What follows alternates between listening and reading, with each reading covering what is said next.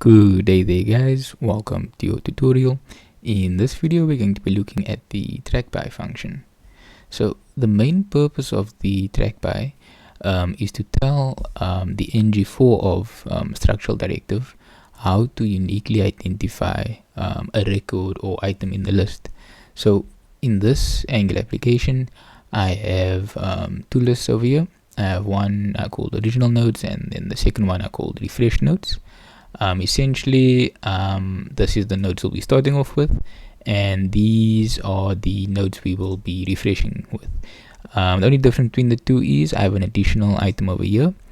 However, these are exactly the same.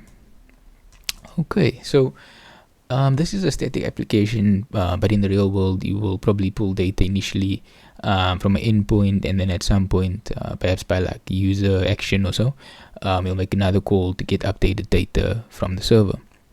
But yeah, in our case, we'll essentially start off with our original nodes, and then after we click our magical refresh button, we'll just update the nodes to be the refresh nodes. Before we actually implement the TrackBy, let's have a look at this application and see what it does. So essentially, if I inspect and have a look, we can see we have our card components, and then once I click the refresh button, notice how all of these are essentially affected. So when I refresh, you'll see all of them were essentially affected. So this list was actually redrawn essentially.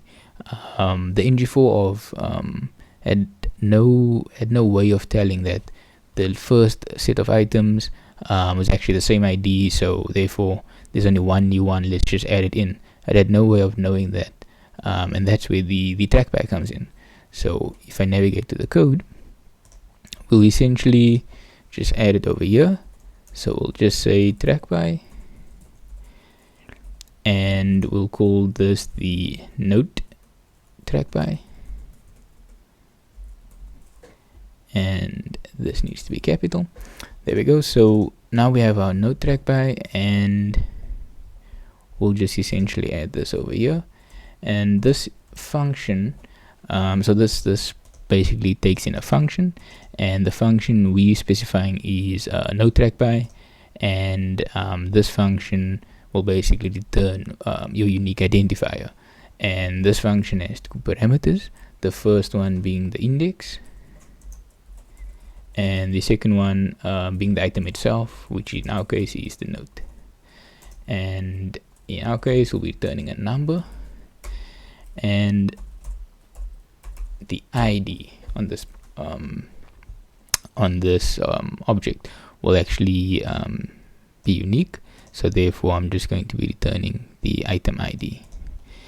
And I'm going to save this, and that's pretty much how we would implement this TrackBy. Essentially, it's just this takes in a function. We set up this node TrackBy function, and this function has two parameters. It has an index and item, and all we're doing is we're specifying what is the unique identifier essentially, and that is our ID, as we can see over here. So once we navigate over to our application, you'll see we have our for setup, and I'm just going to have this in view. So we have our for setup, and once I click the refresh button, all you'll see is one more addition, and the others will remain unaffected. So once I click the refresh, you'll see it just added this one because it knew based on our TrackBy function that these IDs are actually the same, so therefore it can just go ahead and add the one it didn't have. That's essentially it when it comes to the TrackBy. Hope you enjoyed this video.